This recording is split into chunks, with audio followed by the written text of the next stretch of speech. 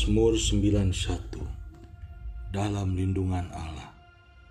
Orang yang duduk dalam lindungan yang maha tinggi dan bermalam dalam naungan yang maha kuasa akan berkata kepada Tuhan, tempat perlindunganku dan kubu pertahananku, Allahku yang kupercayai. Sungguh, dialah yang akan melepaskan engkau dari jerat penangkap burung, dari penyakit sampar yang busuk. Dengan kepaknya ia akan melindungi engkau. Di bawah sayapnya engkau akan berlindung. Kesetiaannya ialah perisai dan pagar tembok.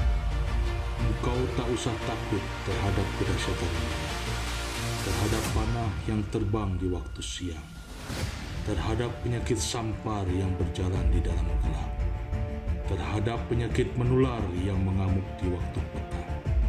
Walau 1,000 orang rebah di sisimu dan 10.000 di sebelah kananmu, tetapi itu tidak akan menimpamu.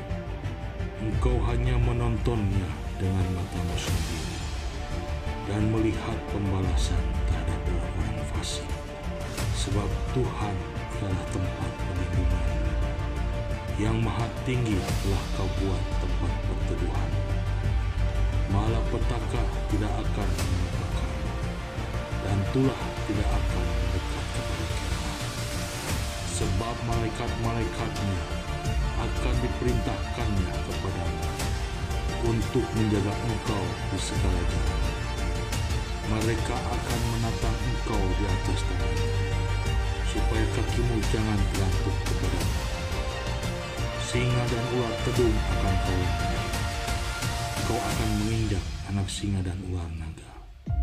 Sungguh hatinya melekat kepadaku, maka aku akan meluputkannya. Aku akan membentenginya, sebab ia mengenal namaku. Bila ia berseru kepadaku, aku akan menjawab. Aku akan menyertai dia dalam kesesakan. Aku akan meluputkannya dan memuliakannya. Dengan panjang umur akan kukenyangkan dia, dan akan kuperlihatkan kepadanya keselamatan daripadaku. Amin.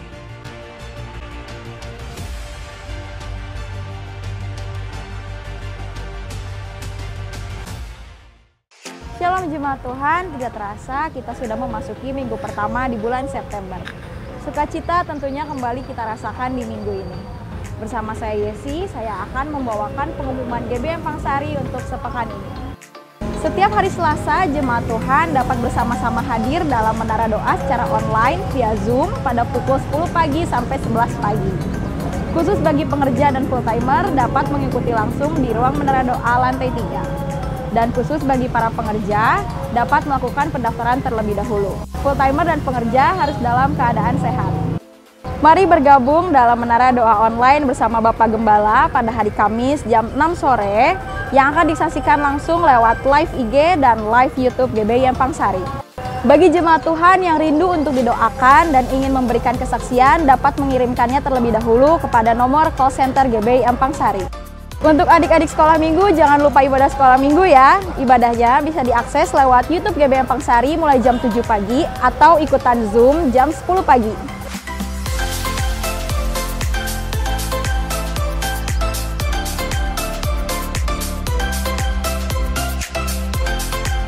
Bagi Bapak Ibu yang rindu untuk mendapatkan informasi melalui call center GBI Empangsari, dapat menambahkan nomor call center dan menyimpannya ke dalam kontak Bapak Ibu dengan nomor 081 563 265 009. Lalu, Bapak Ibu dapat menghubungi WhatsApp call center dengan format yang sudah tertera di layar, dan nanti admin akan mendaftarkan nomor Bapak Ibu agar mendapatkan informasi. Terima kasih, Tuhan Yesus memberkati.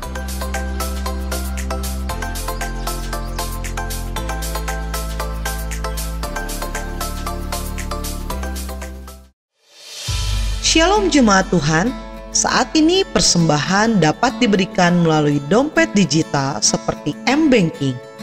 Berikut tutorial cara melakukan transaksi transfer melalui QR Code. Yang pertama, Pilihlah aplikasi M-Banking yang terdapat di dalam gadget Anda. Lalu masukkan kode akses M-Banking Anda. Lalu tekan gambar QR Code yang terdapat di bagian bawah tengah. Scan gambar QR Code yang terdapat di dalam video ini. Atau apabila Anda sudah memiliki gambar QR Code yang Anda dapatkan dari call center, Anda dapat memilih icon gambar yang terdapat di kanan bawah dan pilihlah gambar QR Code tersebut.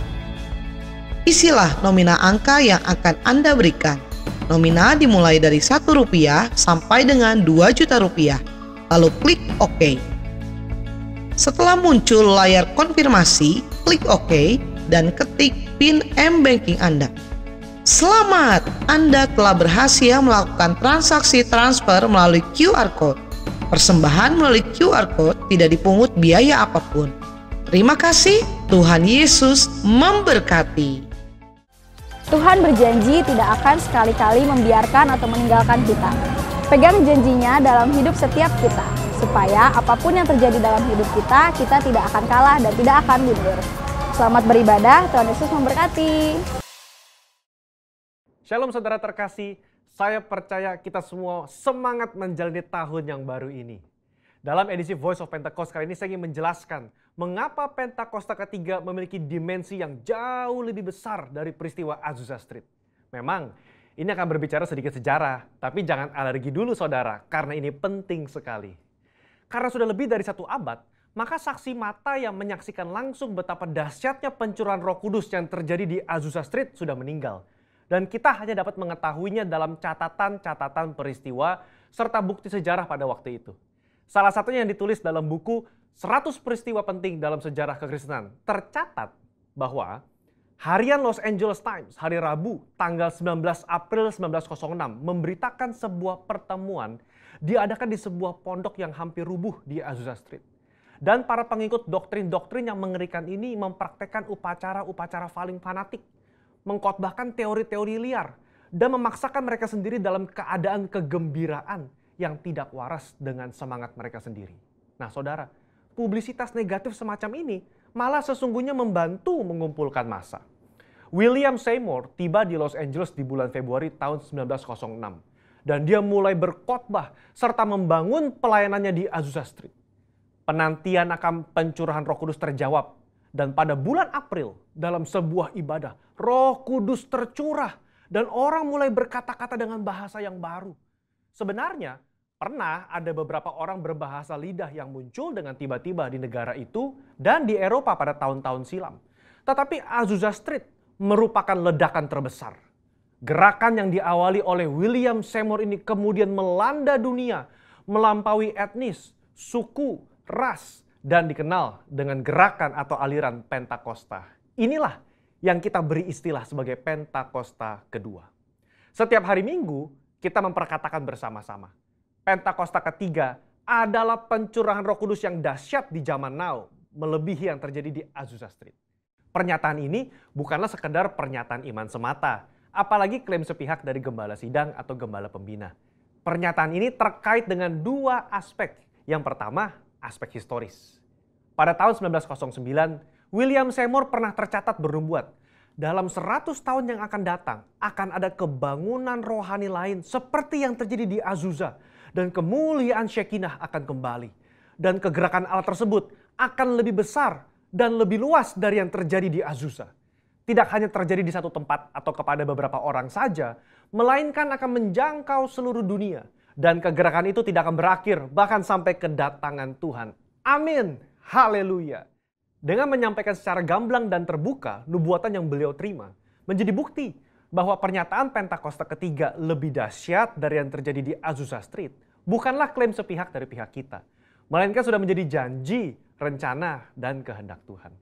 Dalam nubuatan tersebut dinyatakan 3 hal yang membuat Pentakosta ketiga lebih dahsyat dari kegerakan Azusa Street, yaitu dari sisi kuantitas, tidak hanya terjadi di satu tempat atau kepada beberapa orang saja, melainkan di banyak tempat dan kepada banyak orang. Sisi jangkauan, bukan hanya kepada satu kota atau satu negara saja, tetapi ke berbagai negara di berbagai benua di bumi ini. Yang ketiga, sisi rentang waktu. Fokusnya bukan hanya terjadi 1 tahun atau 3 tahun, melainkan tidak berhenti sampai Tuhan Yesus datang kembali. Aspek yang kedua yaitu aspek teologis atau biblikal. Alkitab kita menyebutkan istilah hujan awal atau yoreh terkait musim menanam dan hujan akhir, malkos, yang terkait dengan musim menuai, sebagaimana yang kita temukan dalam ayat-ayat berikut ini. Berdasarkan prinsip hujan awal dan hujan akhir, dapat kita pahami bahwa hujan awal pencurahan Roh Kudus mengawali kelahiran gereja. Dan hujan akhir pencurahan Roh Kudus mengawali penuaian jiwa terbesar dan terakhir sebelum kedatangan Tuhan Yesus yang kedua kali. Hujan akhir pencurahan Roh Kudus jauh lebih dahsyat daripada hujan awal. Karena penuaian jiwa-jiwa yang terjadi jauh lebih besar. Bradley Truman Knoll dalam bukunya berkata, konsep hujan akhir memberikan struktur kepada kisah kegerakan Pentakosta kita bahwa akan datang pencurahan Roh Kudus yang dahsyat sebelum kedatangan Tuhan Yesus kali yang kedua. Kita sekarang berada di era di mana hujan akhir itu sedang dicurahkan. Tujuan dari hujan akhir ini memiliki dua sisi, yakni pemberitaan Injil Kerajaan kepada seluruh dunia di mana kita menjadi saksi dan mempersiapkan berkas tuaian untuk siap dituai. Haleluya. Jika kita memperhatikan aspek historis dan aspek teologis di atas, kita memiliki dasar untuk mengatakan bahwa gerakan Pentakosta ketiga terjadi dalam dimensi yang jauh lebih besar dari Azusa Street. Ini merupakan sebuah hak istimewa bagi kita semua yang hidup di generasi ini. Jadi, jangan sampai ketinggalan.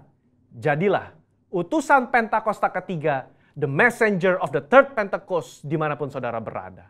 Untuk penjelasan lebih lengkapnya dari tim teologi kami, jangan lupa buka link yang ada di atas atau scan QR Code yang tersedia. Tuhan Yesus memberkati.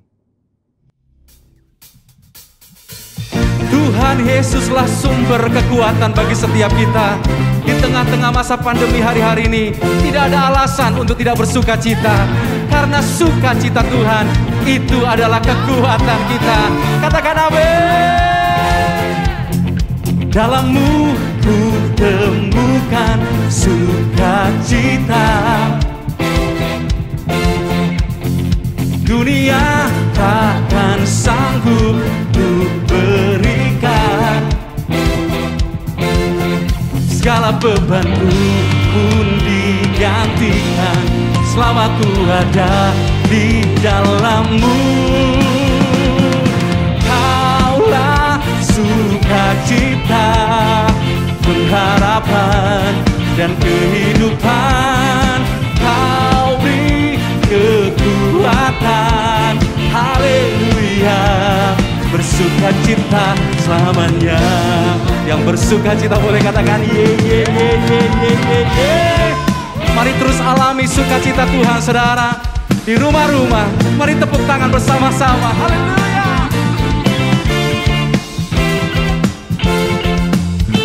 Kau ada mendampingi setiap langkahku. Wow. Berikan kekuatan dengan Roh-Mu. Angkat kedua tangan sama-sama saudara. Amin. Ku punya rancangan. Boleh dua tangan diangkat sama-sama. Kaulah sukacita dan kehidupan ada dalam hidup saudara dan saya. Namanya Tuhan Yesus. Haleluya, haleluya. Kaulah sukacita, pengharapan dan kehidupan. Kau beri kekuatan, haleluya. Bersukacita selamanya. Boleh katakan bersama dengan saya, Tuhan Yesus sumber sukacita dalam hidup saya. Katakan amin saudara. Katakan amin. Alami sukacitanya di rumah-rumah. Haleluya. Mari bersenandung sama-sama. Oh, oh, oh, oh, oh. Oh. Oh, oh, oh, oh, oh. Oh, oh, oh, oh, oh.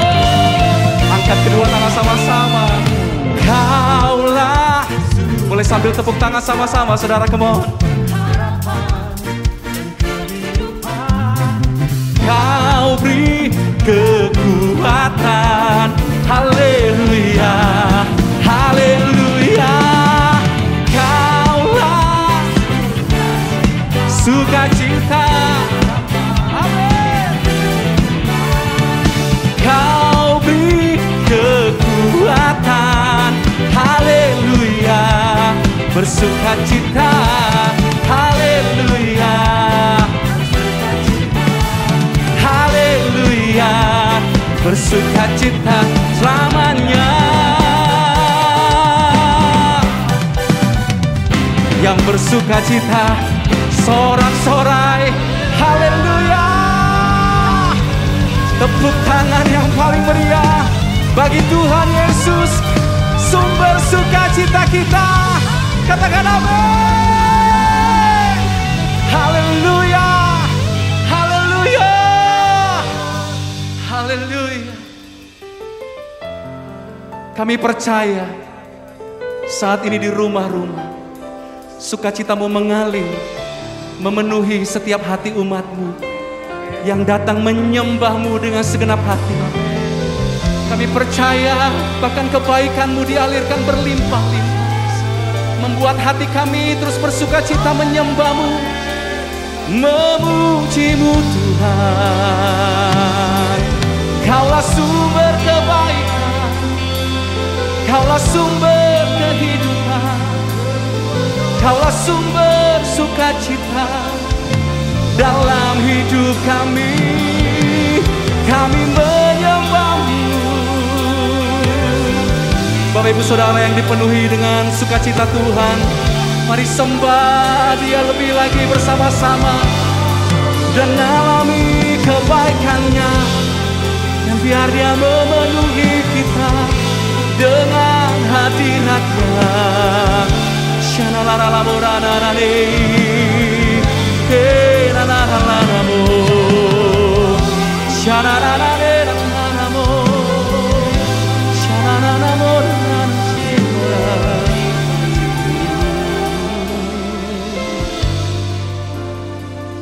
Selidiki aku, lihat hatiku, apakah ku sungguh mengasihi-Mu, Yesus, Kau yang Maha Tahu dan menilai hidupku. Tak ada yang tersembunyi bagi-Mu. Alami kebaikan-Nya lebih lagi dalam hadirat-Nya, saudara. Dia mengalirkan kebaikan itu dalam hidup kita. Mari bersama-sama angkat pujian ini. Selidiki aku, lihat hatiku, apakah ku sungguh mengasihi-Mu, Yesus, Kau yang Maha Tahu dan menilai hidupku. Tak ada yang tersembunyi bagi-Mu. Telah kulihat kebaikan-Mu yang tak pernah habis di hidupku. Ku berjuang sampai akhirnya Kau dapati aku tetap setia. Sebab berbahagialah orang-orang yang setia mengasihi Tuhan. Dia akan mengalami kebaikan-Nya selama-lamanya. Mari katakan lebih lagi. Selidiki aku, lihat hatiku, apakah ku sungguh mengasihi-Mu, Yesus, Kau yang Maha Tahu dan menilai hidupku. Tak ada yang tersembunyi. Mari angkat kedua tangan kita berkata bersama. Telah kulihat kebaikan-Mu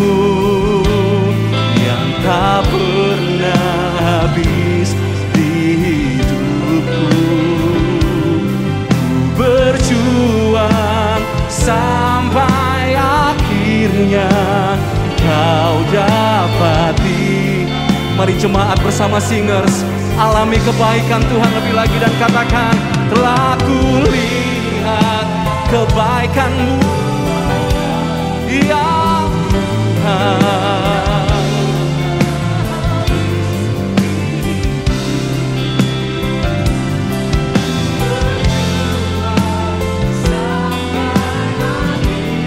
Kau dapati.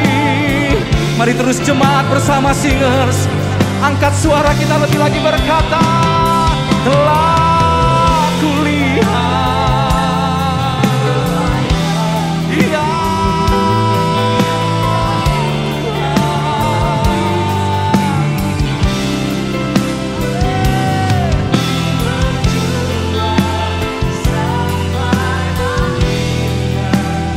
kau dapati aku tetap. Taruh tangan kanan kita di dada, katakan bersama, telah kulihat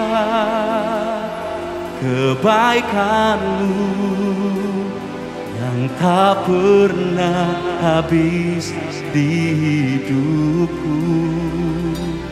Ku berjuang sampai akhirnya kau dapati. Mari saya mengajak Bapak Ibu sendiri yang ada di rumah-rumah, angkat kedua tangan Bapak Ibu berkata bersama, telah kulihat. Sekalipun dalam masa pandemi hari-hari ini, tapi saya percaya Tuhan tidak pernah meninggalkan kita. Dia terus mengalirkan kebaikan yang tidak pernah habis, memenuhi hidup setiap kita. Teruslah mengasihi Tuhan Bapak Ibu sekalian. Kau dapati aku tetap setia. Angkat kedua tangan kita berkata bersama, telah kulihat kebaikan-Mu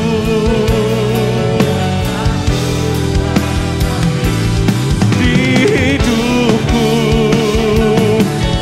Berjuang sampai akhirnya kau dapati aku tetap. Kau dapati aku tetap setia. Kau dapati aku tetap setia.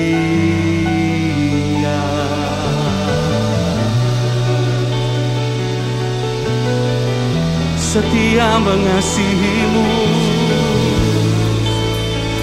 setia mencintai-Mu ya Tuhan. Mari kita mau sembah Tuhan Bapak Ibu Saudara, alami hadirat-Nya lebih lagi Bapak Ibu. Panggil namanya Jesus. Kami sembah Kau, kami puji Kau. Kau mengalirkan kebaikan-Mu berlimpah-limpah dan tak pernah habis, memenuhi hidup kami Tuhan.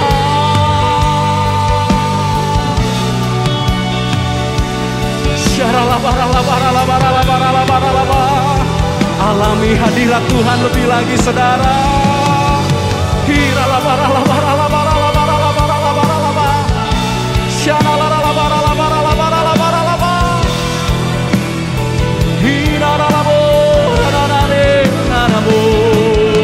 Hadiratmu lebih dari segala-galanya, Roh Kudus-Mu lebih dari apapun, dan biarlah hadirat-Mu memenuhi kami Tuhan, lebih dari segalanya, lebih dari segalanya.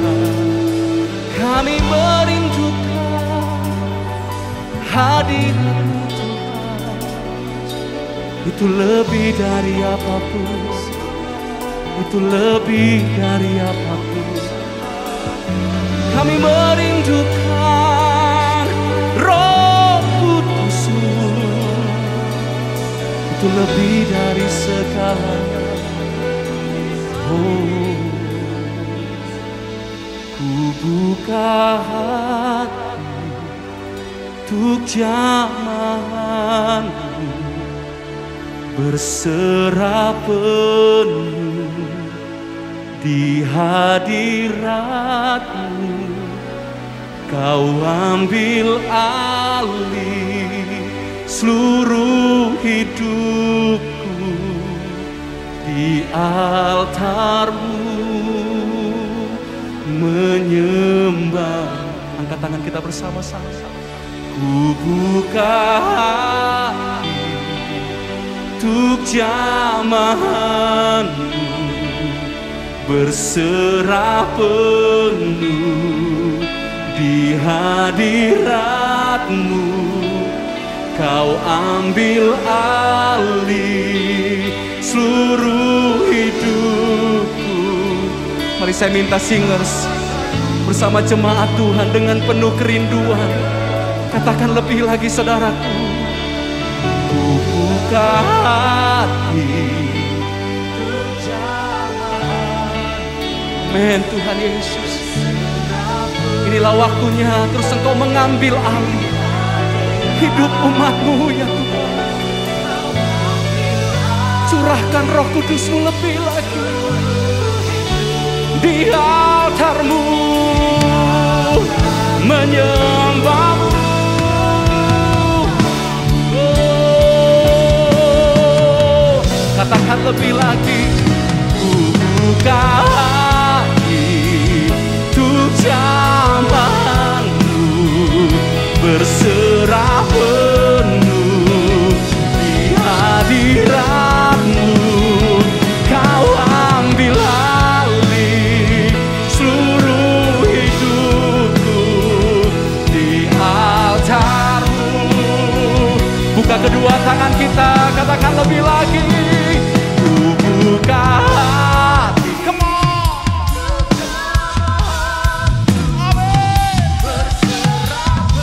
Di hadirat-Mu, penuhi kami Tuhan.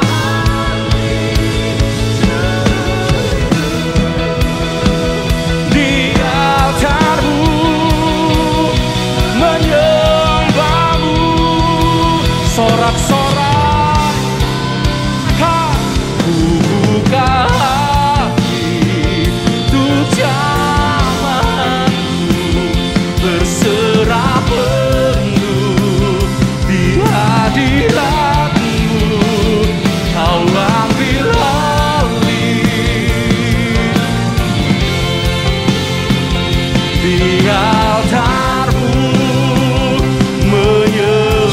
Kau ambil alih Tuhan, Kau ambil alih seluruh hidupku. Amin. Menyembah-Mu, Kau ambil alih seluruh hidupku di altar-Mu, menyembah-Mu.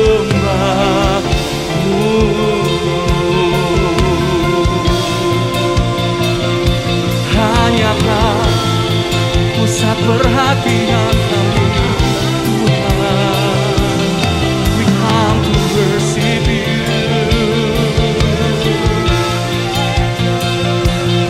We come to praise Your name, oh Lord. Yeah, yeah, yeah.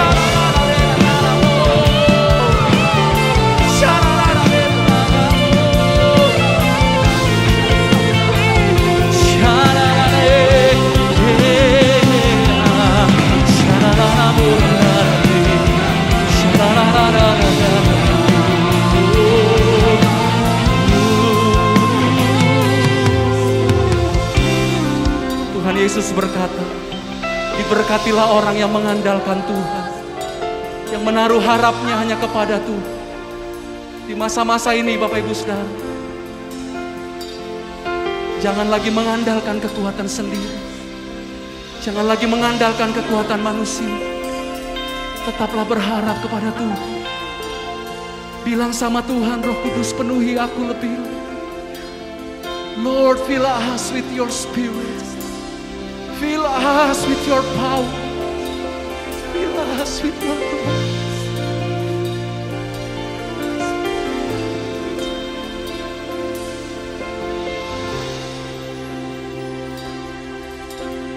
Fill us with your spirit. Fill us with your power. Fill us with your glory, Lord.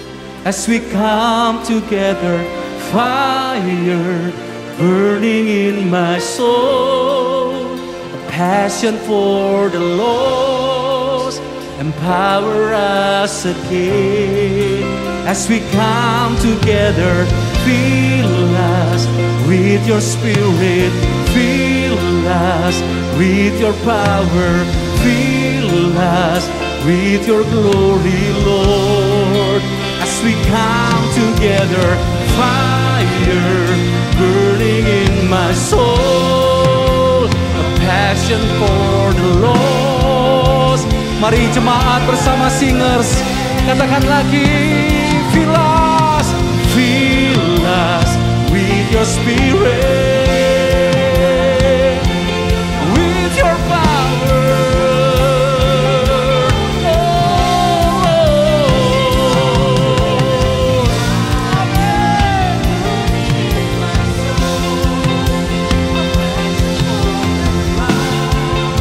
Empower us again as we come together. Fill us with your spirit, fill us with your power, fill us with your glory, Lord. As we come together, fire.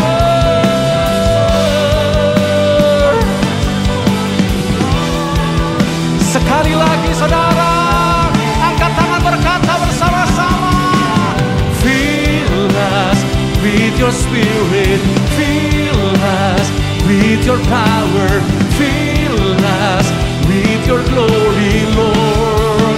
As we come together, fire burning in my soul, a passion for the lost, empower us again as we come together. Oh, as we come together, we worship you. Oh, as we come together, we lift up your name. As we come together, oh, as we come together.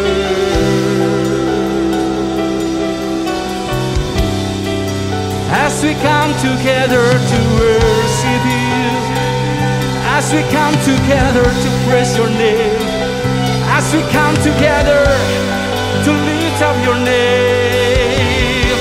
Dan waktu namamu disembah, dan waktu namamu ditinggikan, maka engkau yang menarik jiwa-jiwa mengalami kemuliaan-Mu.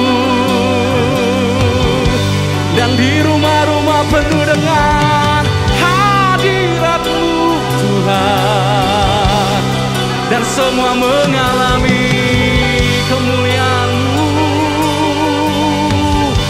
Sampai yang lemah berkata, aku kuat.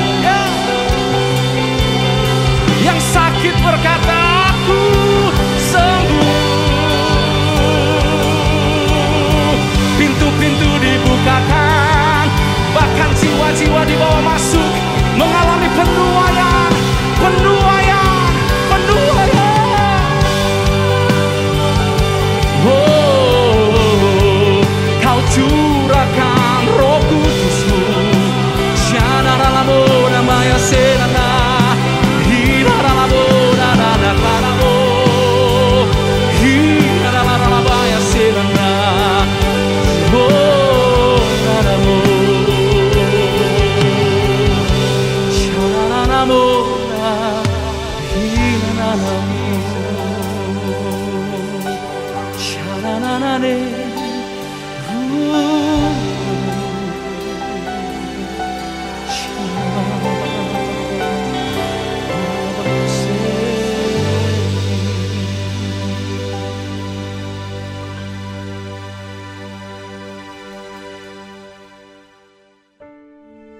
Pentakosta ketiga. Pentakosta ketiga adalah pencurahan Roh Kudus yang dahsyat di zaman ini, melebihi yang terjadi di Azusa Street. Pentakosta ketiga akan mengakibatkan penuaian jiwa yang terbesar dan yang terakhir sebelum Tuhan Yesus datang kembali. Pentakosta ketiga akan membangkitkan generasi Yeremia, yaitu anak-anak muda yang dipenuhi Roh Kudus, cinta mati-matian kepada Tuhan Yesus, tidak kompromi terhadap dosa, dan akan bergerak untuk memenangkan jiwa. Pentakosta ketiga lahir di Indonesia dan bergerak ke bangsa-bangsa. Gerakan ini dari timur ke barat dan akan kembali ke Yerusalem. Pentakosta ketiga akan memberikan kuasa untuk menyelesaikan amanat agung, dan setelah itu Tuhan Yesus datang kembali.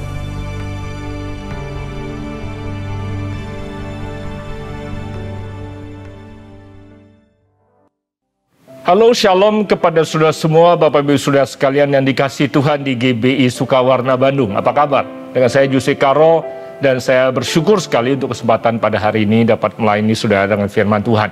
Walaupun masih secara online, namun saya percaya bahwa hadirat Tuhan, kebenaran firman Tuhan tidak akan pernah terhalang oleh keterbatasan jarak yang memisahkan kita. Dan saya percaya kebenaran itu akan hadir dalam kehidupan saudara hari ini juga, dan kebenaran akan memerdekakan setiap kehidupan saudara. Amin. Saya percaya juga Tuhan memelihara dan melindungi saudara selama ini, walaupun kita sudah memasuki tahun kedua pandemi ini. Saya percaya Tuhan akan tetap setia memelihara saudara dalam kehidupan, kesehatan, pernikahan, pekerjaan saudara semua. Tuhan adalah Tuhan yang setia, tidak pernah meninggalkan kita. Amin. Pada hari ini kita akan belajar mengenai tema keluarga, family, dari gembala dan penatua yang mempercayakan mimbar ini kepada saya hari ini. Tema yang saya terima adalah mengenai keluarga, dan kita akan belajar mengenai pentingnya keluarga dalam kehidupan kita. Mengapa keluarga merupakan sesuatu yang sangat amat perlu kita berikan perhatian khusus. Keluarga bukan hanya sekedar sebagian daripada kehidupan kita. Keluarga adalah dasar dan fondasi daripada kehidupan yang kita bangun di muka bumi ini. Saudara, Tuhan mempercayakan keluarga pada manusia dengan alasan yang sangat penting. Dan seringkali saya temukan kita sebagai anak-anak Tuhan tidak mengerti pentingnya kehidupan keluarga dalam kehidupan kita. Dan ada banyak orang, terutama anak-anak Tuhan juga, yang kemudian lalai mempertahankan dan memelihara kehidupan mereka sejak keluarga. Tidak menyadari konsekuensi apa yang terjadi pada saat keluarga kita mengalami ancaman atau mengalami kerusakan. Nah, mari kita mulai hari ini apa yang akan kita pelajari tentang mengapa keluarga dalam kehidupan kita, atau mengapa Tuhan berikan keluarga pada kita, apa dampaknya dalam kehidupan kita secara pribadi, bahkan kepada anak-anak kita dan generasi selanjutnya. Sudah siap belajar? Saya harap sudah siap untuk belajar. Sebagai ayat firman Tuhan yang pertama yang saya akan buka untuk memulai pembahasan kita adalah Kejadian pasal yang pertama, ayatnya yang ke-28, di mana Tuhan mengucapkan berkat atas kehidupan manusia. Bunyi firman Tuhannya seperti ini. Allah memberkati mereka, lalu Allah berfirman kepada mereka, beranak cuculah dan bertambah banyak. Penuhilah bumi dan taklukkanlah itu. Berkuasalah atas ikan-ikan di laut, dan burung-burung di udara, dan atas segala binatang yang merayap di bumi. Di dalam ayat yang baru saja saya kutip, ada dua tugas utama yang diberikan Allah kepada Adam dan Hawa pada hari pertama mereka diciptakan. Yaitu yang pertama, untuk memenuhi bumi. Dan yang kedua, tugas yang kedua adalah menguasai atau menaklukkan bumi. Nah, kedua tugas utama ini Tuhan berikan pada Adam dan Hawa sejak hari pertama Tuhan menciptakan mereka. Bahkan sebenarnya kalau saudara melihat ayat yang tadi saya kutip di kanan, Allah berfirman. Firman Allah adalah beranak cuculah atau penuhilah bumi. Bertambah banyak memenuhi bumi. Kemudian berkuasa atas ikan, bicara soal laut, burung, bicara soal udara, dan binatang yang merayap di bumi, bicara soal darat. Artinya Tuhan selain memerintahkan manusia untuk memenuhi bumi, Tuhan juga memberikan berkat kepada manusia untuk menguasai bumi secara darat, laut, dan udara. Artinya Tuhan telah memberikan otoritas dan kemampuan, potensi untuk manusia menaklukkan kehidupan di muka bumi ini, baik itu di darat, baik itu di laut, maupun di udara. Namun apabila saudara perhatikan bahwa sebelumnya, sebelum ayat 28 ini, kejadian fase pertama, semua yang Allah perintahkan atau semua yang Allah firmankan langsung menjadi kenyataan. Allah berkata, jadilah terang, terang langsung jadi. Allah memisahkan air dari daratan, langsung apa yang Tuhan perintahkan itu atau apa yang Tuhan firmankan menjadi kenyataan. Namun di ayat ke-28 ini kalau sudah perhatikan, apa yang Tuhan firmankan tidak segera menjadi kenyataan. Artinya waktu Tuhan berkata, beranak cuculah, jadilah banyak, Adam dan Hawa tidak mendadak berubah menjadi banyak. Mereka tetap berdua. Apa artinya? Apakah Tuhan kehilangan kuasa penciptaannya? Tentunya tidak, saudara. Dan saya percaya bahwa Allah tidak kehilangan itu. Namun, kekuatan, kuasa untuk menjadikan apa yang Allah baru saja firmankan itu ditempatkan di dalam diri Adam dan Hawa. Artinya potensi untuk menjadikan diri mereka menjadi banyak itu ditempatkan di dalam diri Adam dan Hawa. Demikian juga potensi untuk menguasai bumi ada di dalam diri mereka berdua. Jadi apakah manusia kemudian memenuhi bumi apa tidak? Atau menguasai bumi apa tidak? Tidak lagi tergantung kepada Tuhan, tetapi tergantung pada bagaimana manusia mengeluarkan potensi tersebut dari dalam kehidupan mereka untuk menjadikan apa yang telah Tuhan firmankan menjadi kenyataan. Amin. Nah, itu adalah dua berkat pertama yang Tuhan tempatkan di dalam diri manusia. Mari kita lanjut sedikit lebih jauh. Kemudian di dalam kejadian fase kedua ayat 24, Tuhan berkata seperti ini. Sebab itu, sebab apa? Sebab Allah telah memberkati manusia. Sebab itu, seorang laki-laki akan meninggalkan ayahnya dan ibunya dan bersatu dengan istrinya sehingga keduanya menjadi satu daging. Untuk Adam dan Hawa mampu mengeluarkan potensi mereka untuk memenuhi bumi dan menguasai dan menaklukkan bumi, Allah memberikan kepada Adam dan Hawa sebuah keluarga. Menarik sekali apabila saudara perhatikan, untuk manusia dapat mengemban tugas yang Tuhan berikan, Tuhan tidak mendirikan perusahaan, tidak mendirikan organisasi, bahkan Tuhan tidak mendirikan gereja pada saat itu untuk manusia bisa mengemban tugas yang Tuhan berikan pada manusia. Yang Tuhan berikan pada manusia adalah sebuah keluarga, a family. Oleh sebab itu, keluarga adalah institusi pertama yang Allah dirikan di muka bumi ini. Tujuannya adalah untuk manusia bisa mengemban tugas utama yang Tuhan berikan kepadanya. Keluarga adalah bagian daripada rencana Tuhan untuk memungkinkan manusia menggenapi rancangannya, yaitu memenuhi dan menaklukkan bumi. Keluarga merupakan unit terkecil dari sebuah komunitas. Komunitas yang kuat merupakan dasar dari sebuah kota, bangsa yang hebat. Oleh sebab itu, keluarga merupakan unit atau komponen yang sangat penting untuk menentukan kekuatan dari sebuah generasi maupun bangsa. The quality of the families will ultimately determine the destiny of the nation. Kualitas daripada keluarga di dalam sebuah bangsa yang pada akhirnya akan ikut menentukan tujuan akhir dan kehidupan daripada sebuah bangsa dan negara. Oleh sebab itu, saudara bisa memahami betapa pentingnya kekuatan daripada keluarga dalam kehidupan kita. Karena bukan hanya mempengaruhi diri kita secara pribadi, tapi mempengaruhi komunitas, kota, bangsa, bahkan generasi kita di mana Tuhan tempatkan kita berada.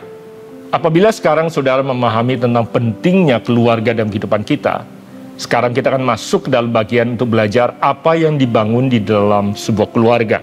Setiap kita dilahirkan di dalam keluarga. Tidak ada seorang pun kita dilahirkan yang di luar keluarga, terlepas dari keluarga kita utuh atau tidak.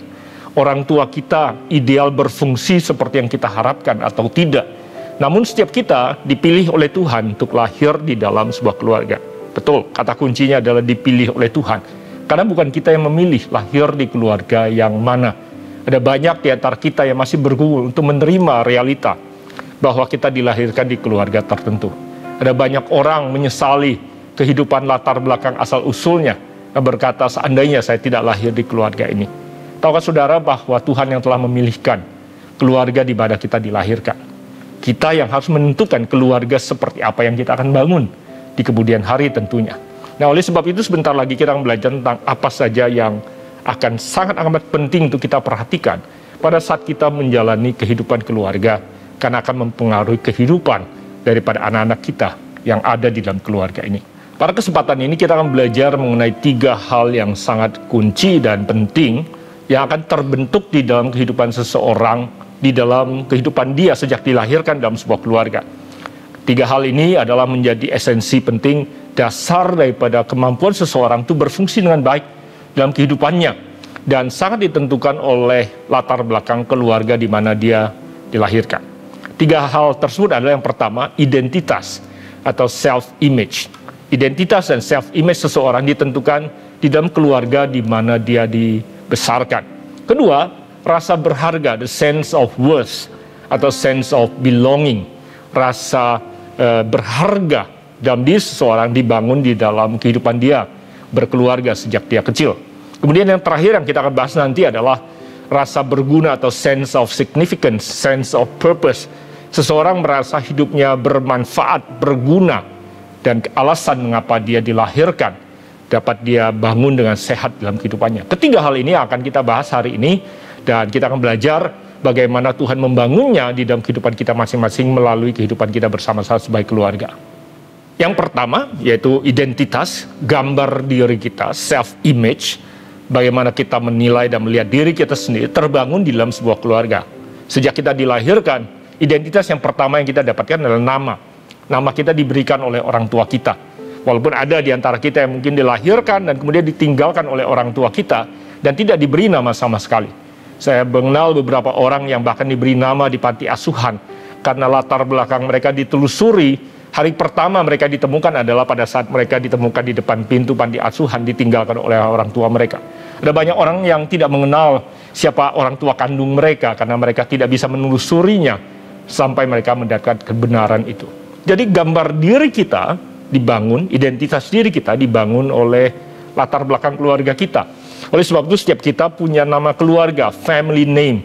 Itu adalah salah satu warisan yang paling berharga yang Alkitab katakan. Nama baik lebih berharga daripada emas dan perak. Itu adalah identitas yang kita miliki. Nah, karena identitas dalam diri seseorang dibangun dari keluarga, maka identitas diri itu juga yang mempengaruhi kepercayaan diri seseorang. Self-confidence atau rasa percaya diri dibangun karena gambar diri dan identitas diri yang dimiliki oleh seseorang. Pada saat gambar diri dan self-image seseorang terbangun dengan baik, maka individu tersebut akan memiliki percaya atau rasa percaya diri yang sehat untuk bisa menghasilkan, untuk bisa produktif, untuk bisa melakukan hal yang baik yang Tuhan rencanakan dalam kehidupan dia dengan baik.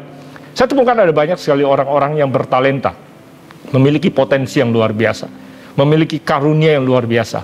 Namun karena mereka bergumul dengan gambar diri mereka, tidak memiliki rasa percaya diri yang sehat, akibatnya talenta dan potensi mereka tidak bisa berbuah dan menghasilkan dampak sebagaimana seharusnya yang Tuhan inginkan. Karena rasa percaya diri itu dibutuhkan kita untuk bisa perform, untuk bisa menghasilkan terbaik dan sesuai dengan yang Tuhan rencanakan bagi kita semua. Identitas dan gambar diri kita selalu akan dikaitkan kepada asal-usul keluarga kita, dari mana keluarga kita berasal. Termasuk kepercayaan diri kita akan dikaitkan dengan siapa kita dan latar belakang keluarga di mana kita dilahirkan. Apabila saudara ingat apa yang Injil pernah tuliskan tentang Yesus, pada saat suatu hari Yesus masuk dalam bait suci, membaca kitab Nabi Yesaya, dan dia membacanya dengan penuh wibawa dan otoritas. Dan kemudian orang-orang Yahudi yang ada di zaman itu mulai membahas tentang siapa Yesus sesungguhnya. Dan mereka berkata, bukankah kita kenal siapa anak ini atau siapa orang ini? Bukankah kita kenal siapa saudara-saudara kandungnya? Dan mereka mulai menyebut nama-nama saudara kandungnya Yesus. Bahkan mereka menyebut orang tuanya, yaitu Yusuf dan Maria, yang mereka kenal tinggal di kota itu. Si tukang kayu dan tanda kutip Maria yang hamil di luar nikah menurut bahasa orang-orang yang ada di zaman itu. Dengan kata lain mereka berkata, kita tahu siapa dia, kita tahu asal-usulnya. Tetapi bagaimanakah mungkin dia bisa memiliki otoritas, wibawa, tanda kutip, kepercayaan diri seperti itu untuk melakukan apa yang dia lakukan. Saudara, seringkali identitas diri kita yang akan mempengaruhi latar belakang atau menjadi asal-usul kita mempengaruhi kepercayaan diri kita dalam melakukan segala sesuatu. Demikian juga pada saat kita melihat ada seseorang yang memiliki kepercayaan diri yang berlebihan, atau kita sebut orang yang mungkin cenderung sombong, katakanlah seperti itu. Seringkali pada saat kita melihat ada seseorang yang sangat amat sombong, seringkali kita juga berkomentar seperti ini. Emang siapa dia? Anak siapakah dia? Kira-kira seperti itu. Seringkali kita mengaitkan kesombongan seseorang dengan asal-usulnya apabila orang tersebut berasal dari keluarga tertentu, dengan nama keluarga dan posisi dan kuasa tertentu misalnya. Seringkali kita mengaitkan kesombongan seseorang, arogansi seseorang dengan latar belakang asal-usulnya.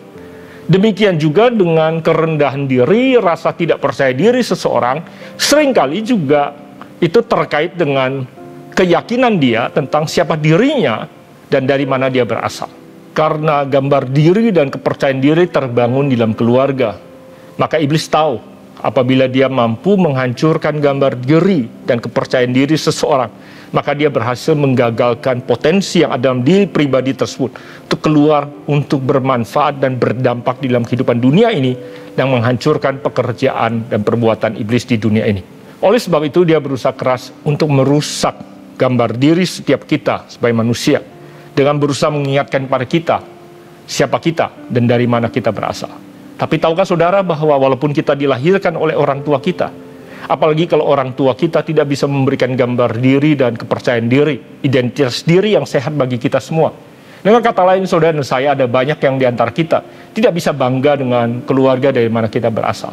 Pertanyaannya adalah, gambar diri dan identitas diri dari manakah yang akan menyebabkan saudara dan saya bisa percaya diri untuk menjalankan kehidupan kita sebagaimana yang Tuhan merencanakan?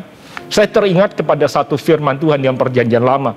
Di Yeremia pasal yang pertama ayat yang keempat yang berbunyi seperti ini. Firman Tuhan datang kepadaku, bunyinya, kata Yeremia.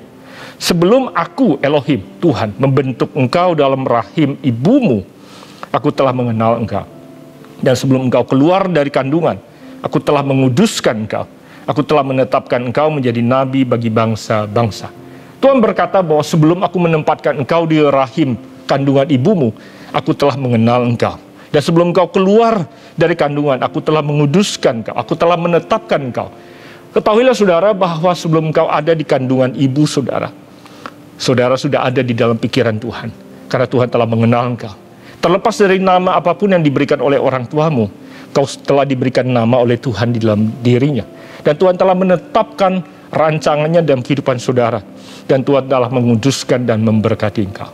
Dengan kata lain, ketahuilah bahwa gambar diri saudara sesungguhnya bukan saudara hanya telusuri sampai hari lahir saudara dan latar belakang keluarga di mana engkau dilahirkan.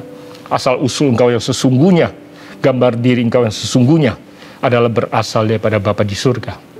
Engkau dikasihi oleh Bapamu di surga. Dan engkau ada dalam rancangan daripada Tuhan, pencipta yang menenun engkau di dalam kandungan ibumu. Saudara, ada banyak sekali orang-orang yang saya kenal yang lahir tanpa asal-usul yang jelas. Dan seringkali mereka bergumul dengan identitas dan gambar diri mereka. Saya berharap hari ini tidak menjadi pergumulan saudara. Saudara perlu berdamai dan menerima latar belakang asal-usul saudara, atau latar belakang keluarga saudara. Karena Tuhan tahu bahwa identitas diri kita terkait dengan latar belakang keluarga kita. Ada banyak sekali anak-anak muda yang bergumul karena orang tuanya bercerai. Saya tahu karena iblis berusaha merusak pernikahan. Karena pernikahan adalah dasar fondasi di mana sebuah keluarga dibangun. Pada saat iblis menghancurkan latar belakang dan dasar fondasi sebuah rumah tangga, maka dia berhasil merusak potensi anak-anak yang akan lahir kemudian dan merusak semua rancangan Tuhan melalui pernikahan dan keluarga tersebut. Tapi hari ini saya berdoa supaya firman Tuhan membukakan mata kita untuk tidak mengizinkan hal itu terjadi dalam kehidupan kita masing-masing. Terlepas dari apapun yang sudah terjadi, Tuhan bisa memulihkan kita karena kita menelusuri identitas diri kita, gambar diri kita kembali pada Tuhan. Karena dikatakan bahwa kita diciptakan serupa dan segambar dengan dirinya, dan ada rancangan-rancangan luar biasa yang Tuhan sediakan bagi kita semua. Amin. Saya percaya bahwa ini akan memulihkan dan membuka mata saudara untuk melihat bahwa identitas, gambar diri, dan asal-usul saudara tidak hanya berhenti secara jasmani di keluarga di mana engkau dilahirkan. Namun bukan berarti kita tidak perlu membangun keluarga dan pernikahan yang sehat supaya anak-anak kita bisa memiliki identitas, gambar diri, dan kepercayaan diri yang sehat. Sehingga mereka bisa berdampak bagi generasi dan kehidupan berikutnya. Seperti tadi saya katakan, kita tidak bisa memilih dari mana kita dilahirkan. Tapi kita bisa memilih pernikahan, keluarga, dan anak-anak seperti apa yang kita ingin bangun di dalam melalui kehidupan kita. Amin. Faktor yang kedua adalah rasa berharga, sense of worth, atau sense of belonging. Rasa berharga dan rasa memiliki atau dimiliki, dikasihi. Nah, akhir-akhir ini isu mental health, kesehatan mental menjadi pergumulan banyak orang, terutama di kalangan generasi yang lebih muda. Nah, selain menjadi kunci, rasa berharga menjadi kunci daripada kesehatan mental kita, juga sebenarnya mempengaruhi imun sistem kita, daya tahan tubuh kita. Salah satu perjuangan yang berat yang dihadapi oleh mereka yang mengalami infeksi corona adalah kesendirian untuk melawan, selain melawan sakit penyakit yang ada di tubuhnya yang menyerang tubuh jasmaninya, tapi kesendirian yang menyerang pikirannya. Itu adalah salah satu pergumulan yang jauh lebih berat menurut saya. Oleh sebab itu, apabila ada di antara keluarga saudara yang sedang mengalami isolasi mandiri atau sedang sendirian dalam menghadapi sakit penyakit ini, saudara jangan berpikir bahwa yang mereka perlukan adalah istirahat dan jangan diganggu. Justru pada saat-saat seperti itulah sebenarnya mereka perlu mendapatkan perhatian kita semua. Sebisa mungkin saudara video call dengan mereka, walaupun mereka sepertinya sulit untuk bicara karena mereka sedang terpasang dengan oksigen dan susah untuk bicara. Tapi sebenarnya sesungguhnya adalah perhatian saudara, kehadiran saudara dalam kehidupan mereka sepanjang hari. Itu yang akan memberikan dukungan mental dan membuat mereka rasa dikasihi, rasa berharga mereka, the sense of worth and sense of belonging mereka. Karena mereka dikangenin oleh lingkungan keluarga mereka, orang-orang yang mengasihi mereka dan peduli mereka. Yang akan memberikan pada mereka boost. Itu jauh lebih kuat daripada semua vitamin yang bisa diberikan atau booster yang bisa diberikan untuk membangkitkan imun sistem mereka atau daya tahan tubuh mereka. Oleh sebab itu, saya berdoa supaya saudara memperhatikan hal ini dan saudara bisa menjadi pendukung bagi orang-orang di sekitar saudara, karena rasa berharga yang ada dalam diri kita sangat amat penting dan sangat amat kuat untuk mendukung kesehatan jasmani kita. Itu yang pertama. Tetapi selain itu, rasa berharga itu juga akan mendukung kita untuk mengeluarkan potensi yang ada di dalam diri kita. Karena Tuhan menempatkan potensi itu dalam diri kita. Seperti tadi saya katakan, potensi itu adalah sesuatu yang masih tersimpan dalam diri manusia dan harus dikeluarkan. Izinkan saya jelaskan seperti ini. Di tangan saya ada sebutir telur. Yang kita lihat adalah sepertinya hanya sebutir telur yang kalau kita masak menjadi sarapan, kita makan selesai. Tetapi saudara dan saya juga tahu bahwa dalam telur ini ada sebuah potensi yang tersimpan. Artinya, potensi untuk dia kalau menjalani proses tertentu, maka dia benih ini akan bisa berubah menjadi seekor anak ayam. Yang kalau dipelihara dengan sehat, maka dia bisa bertumbuh dewasa menjadi seekor ayam dewasa yang bisa bertelur, bukan hanya satu, tetapi banyak telur yang lain, yang kemudian apabila dilewatkan atau dijalankan proses yang sama kembali, semua telur tersebut bisa berbuah menjadi anak-anak ayam lainnya. Kalau saya percepat prosesnya, saudara tahu bahwa yang di tangan saya ini bukan hanya sebutir telur saja, atau seekor atau potensi itu berubah menjadi seekor anak ayam dan satu anak atau satu ekor ayam dewasa saja, tetapi yang di tangan saya adalah potensi, benih yang berpotensi untuk menjadi sebuah keluarga ayam, atau bahkan sebuah perkebunan ayam. Nah, seperti itulah potensi yang ada dalam diri kita masing-masing. Rasa berharga, sense of worth yang ada dalam diri kita semua, yang akan kemudian membantu potensi yang ada dalam diri setiap kita untuk keluar, berfungsi, bermultiplikasi, dan berdampak seperti yang Tuhan inginkan. Pada saat kita bertumbuh dalam keluarga di mana kita merasa berharga, merasa dikasihi, maka rasa aman tersebut akan menolong semua potensi yang ada dalam diri kita bisa keluar dengan maksimal, itu menjadi berkat bagi generasi dan keluarga di mana Tuhan tempatkan kita berada. Saudara, karena iblis tahu akan dampak dan dahsyatnya rasa aman pada saat kita merasa berharga dan dikasihi dalam keluarga, maka iblis berusaha keras untuk merusak rasa aman, rasa berharga tersebut dalam kehidupan kita. Dia berusaha untuk meyakinkan bahwa kita ini tidak berharga dan tidak dikasihi.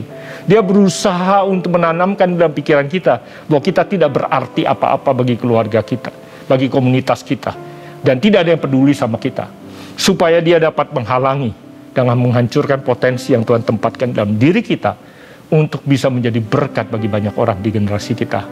Tahukah saudara bahwa Yesus pun dicobai dalam kedua hal yang baru saya bahas bagi saudara. Identitasnya, rasa berharganya dicobai. Setelah dia berpuasa, dikatakan iblis langsung mendatangi dia. Ujian yang pertama yang dihadapi Yesus adalah, iblis berkata seperti ini, kalau betul engkau adalah anak Allah. Kalau betul engkau adalah anak Allah, adalah ujian pertama untuk keyakinan Yesus akan siapa dirinya, gambar dirinya dan identitas dirinya. Dengan kata lain, iblis berkata, kalau betul kamu yakin kamu anak Allah.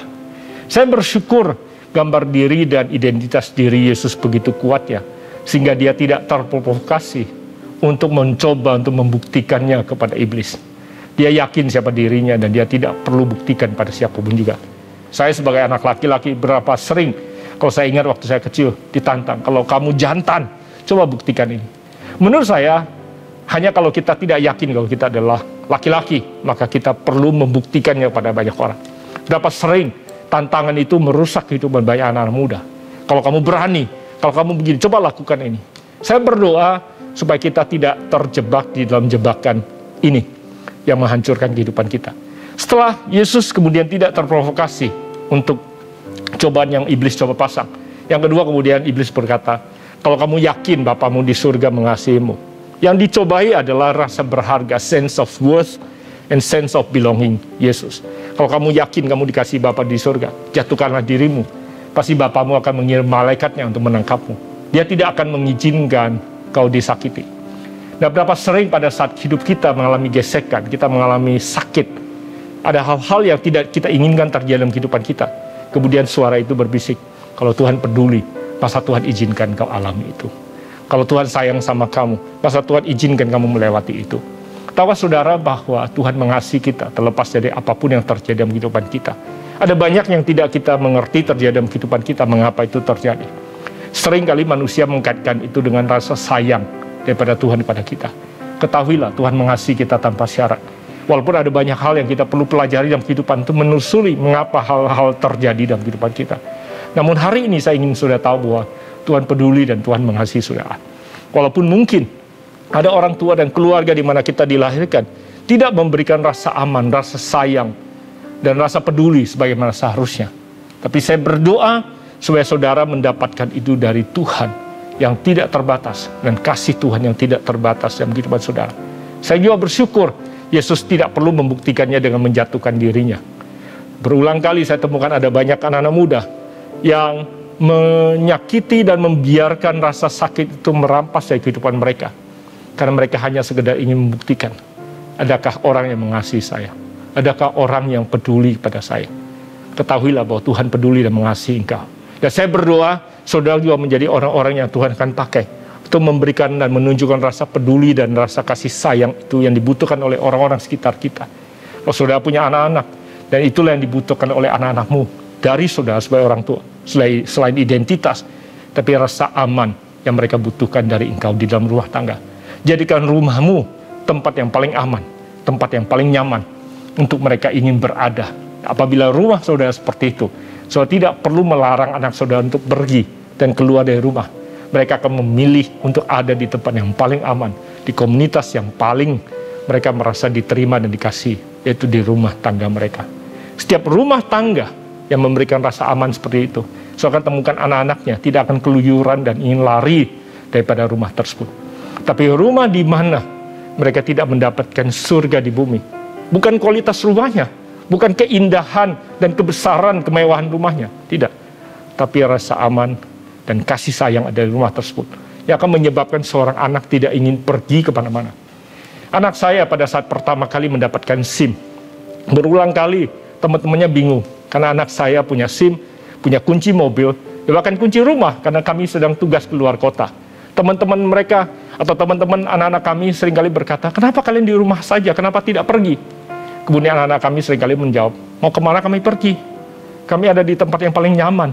Mengapa kami harus lari dan keluar pergi dari rumah ini? Karena teman-teman mereka seringkali harus manjat jendela, kabur dari rumah tengah-tengah malam tanpa ketahuan orang tua mereka. hanya sekedar untuk mendapatkan rasa nyaman, rasa aman, dan kenikmatan yang mereka anggap lebih berharga daripada keberadaan mereka di rumah. Saudara, apabila saudara membangun rumah yang seperti itu dan keluarga yang seperti itu, saudara akan memiliki anak-anak yang akan tumbuh besar dengan rasa aman yang dahsyat, dan mereka akan mengeluarkan potensi dari kehidupan mereka menjadi berkat bagi banyak orang. Faktor yang ketiga dan yang terakhir adalah rasa berguna, sense of significance, sense of purpose. Rasa puas dan berarti tidak dapat diberikan oleh keberhasilan secara material maupun pencapaian kita.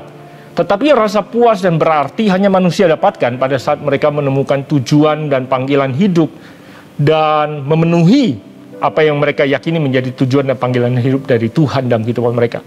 Nah, salah satu kuncinya adalah the sense of significance and purpose yang terbangun secara perlahan sejak masa kecil mereka.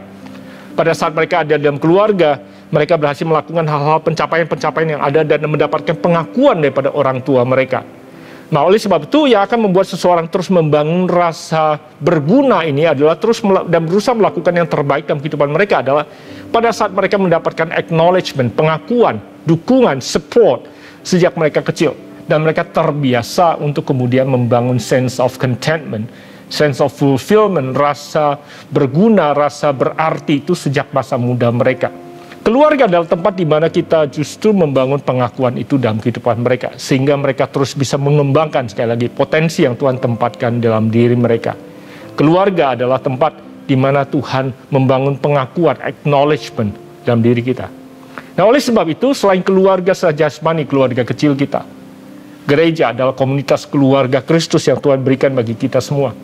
Oleh sebab itu, bagi setiap keluarga yang ada di GBI Sukawarna, selain anak-anak jasmani saudara sendiri yang Tuhan percayakan bagi saudara, ada banyak sekali anak-anak rohani yang membutuhkan saudara sebagai orang tua rohani bagi mereka. Karena mereka tidak mendapatkan orang tua jasmani sebagaimana yang seharusnya. Karena ada orang tua yang tidak mengerti kebenaran yang saya sedang bagikan pada saudara hari ini. Banyak orang tua yang belum mengerti kebenaran yang sedang kita pelajari hari ini. Oleh sebab itu, saudara, setiap pasangan orang tua yang ada di GBI Sukawarna, ini adalah tantangan dan panggilan Tuhan bagi setiap saudara untuk menjadi orang tua rohani bagi anak-anak muda, teman-teman daripada anak-anak saudara. Yang saudara perhatikan, mereka tidak mendapatkan gambar diri yang sehat dari orang tua mereka. Mereka tidak mendapatkan rasa aman, rasa berharga, rasa kasih sayang atau dikasihi daripada orang tua jasmani mereka. Dan mereka tidak mendapatkan pengakuan, sense of purpose, dukungan, pengakuan rasa berharga yang mereka butuhkan sejak mereka tumbuh besar dari lingkungan mereka. Saudara sebagai guru, saudara sebagai pembimbing, ketua komsel, saudara sebagai orang-orang yang percaya Tuhan untuk membina anak-anak muda, kids, dan next gen di GBI Sukawarna. Saudara adalah orang tua yang Tuhan tempatkan di situ untuk membangun generasi berikutnya. Nah, saya berdoa kebenaran ini akan memeteraikan apa yang sedang kita lakukan sebagai tubuh Kristus, terutama di kota Bandung. Saya berdoa supaya GBI Sukawarna akan terus dipakai oleh Tuhan untuk membangun sebuah generasi yang sehat, generasi yang dapat bersinar terang menjadi bintang, bukan hanya bagi kota Bandung, bukan hanya bagi Jawa Barat, tapi bahkan bagi Indonesia dan bagi bangsa-bangsa. Amin. Dan saya percaya bahwa kebenaran ini akan menjadi dasar yang sangat teguh untuk masa depan yang kita bangun bersama-sama. Sekali lagi, kita tidak bisa memilih dari mana keluarga kita berasal. Kita tidak bisa memilih siapa orang tua kita. Ada banyak hal yang tidak bisa kita ubah di masa lampau kita. Tapi doa saya adalah setiap saudara mendengarkan saya, saudara sudah menjadi orang tua, saudara masih muda, saudara bisa mendapatkan kebenaran ini untuk menentukan masa depan seperti apa yang saudara ingin bangun. Doa saya adalah kebenaran ini, apa yang kita pelajari hari ini akan terus menuntun saudara, memberi dukungan bagi setiap saudara untuk terus setia menjalani apa yang Tuhan percayakan untuk saudara kelola dalam kehidupan saudara, sehingga semua yang Tuhan rencanakan digenapi di dalam dan melalui kehidupan saudara. Amin. Mari kita pejamkan mata kita sebentar, menghampiri Tuhan sebelum kita berpisah. Ambil beberapa waktu untuk saudara hampiri Tuhan dimanapun kau berada saat ini, mengikuti ibadah online ini. Ada banyak di antara saudara yang sudah mendengarkan apa yang firman Tuhan katakan. Ambil beberapa saat untuk saudara hadapi keberadaan saudara. Ada di antara saudara yang tumbuh besar di keluarga yang seperti saya katakan tadi, tidak ideal. Saya berkata, seandainya saya tidak lahir dari mama ini, seandainya papa saya tidak seperti ini, Seandainya orang tua saya tidak bercerai. Seandainya saya tidak diserahkan pada orang lain. Seandainya saya tidak ditinggalkan. Bahkan ada yang bergumul dengan latar belakang kondisi fisikmu, keberadaanmu, latar belakang asal-usulmu, sukumu, bentuk badanmu, warna kulitmu, dan lain sebagainya. Ketahuilah itu adalah semua pilihan Tuhan bagi kehidupan saudara. Dan Tuhan selalu memilihkan yang terbaik. Saat ini kalau itu pergumulanmu, hampiri Tuhan dan bilang, Tuhan terima kasih. Terima itu sebagai keberadaanmu dan pilihan Tuhan dalam kehidupanmu. Katakan, Tuhan terima kasih. Aku dilahirkan dengan mata yang sipit. Tuhan terima kasih aku dilahirkan dengan kulit yang lebih gelap. Tuhan terima kasih kalau Tuhan pilihkan aku hidung yang tidak semancung tetanggaku.